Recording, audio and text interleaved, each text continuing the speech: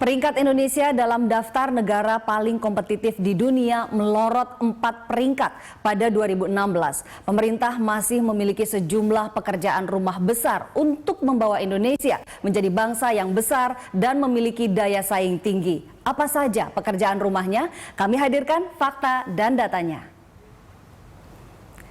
Kita lihat 5 negara dengan daya saing terbaik di dunia pada 2016-2017 versi World Economic Forum. Posisi 3 besar tidak berubah dibandingkan tahun lalu, yaitu diduduki Swiss, Singapura, dan Amerika Serikat.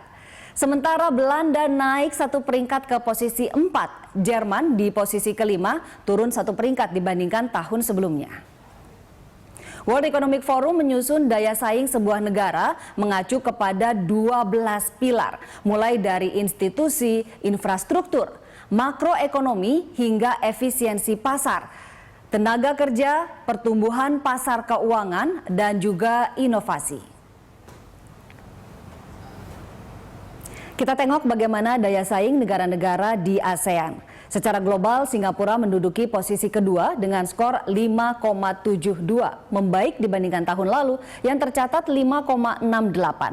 Berikutnya Malaysia di posisi ke-25 dengan skor 5,16. Malaysia turun 7 peringkat. Thailand ada di posisi ke-34 dengan skor 4,64. Thailand juga turun 2 peringkat dibandingkan tahun lalu.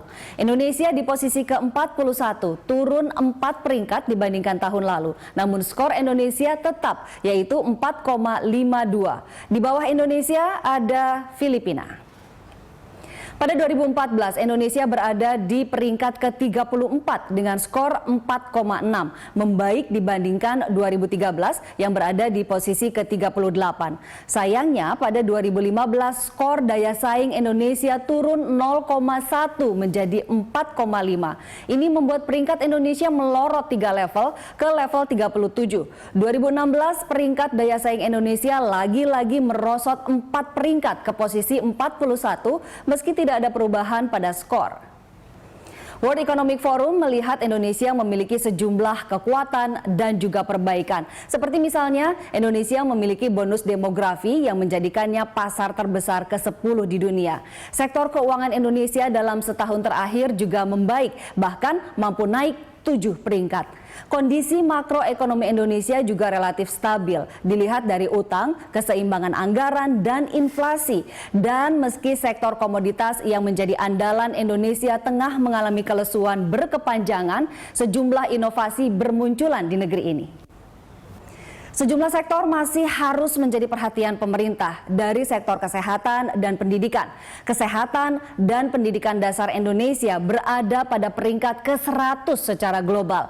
Berikutnya terkait ketenaga kerjaan. Meski mengalami peningkatan peringkat, namun efisiensi tenaga kerja masih jauh di bawah 100, persisnya 108. Kesiapan teknologi Indonesia juga masih menjadi catatan. Penetrasi internet Indonesia masih rendah, hanya 1/5 populasi yang menjadi pengguna internet.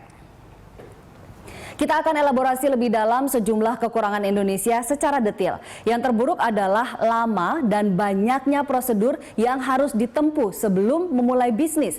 Indonesia ada di peringkat ke-133 dunia. Akibatnya, waktu untuk memulai bisnis juga berlarut-larut. Sementara dari sektor kesehatan, Indonesia masih memiliki catatan buruk untuk kasus TBC dan HIV/AIDS. Masih banyaknya kasus yang muncul per 100.000 populasi juga berimbas pada bisnis di Indonesia. Berikutnya persentase impor terhadap PDB yang masih tinggi. Berdasarkan executive survey yang digelar World Economic Forum, pekerjaan rumah terbesar Indonesia adalah korupsi. Dalam skala 0 sampai 12, korupsi dinilai menjadi hambatan utama berbisnis di Indonesia dengan skor 11,8. Diikuti dengan kurang efisiennya birokrasi pemerintah, kurangnya ketersediaan infrastruktur yang memadai di posisi ketiga. Masing-masing mendapat skor 9,3 dan 9. Pekerjaan rumah berikutnya adalah akses pembiayaan yang masih terbatas dan volatilitas inflasi. Setumpuk pekerjaan rumah harus diselesaikan jika Indonesia ingin menjadi negara yang besar dan memiliki daya saing tinggi. Saatnya kita selesaikan lewat kerja, kerja, dan kerja.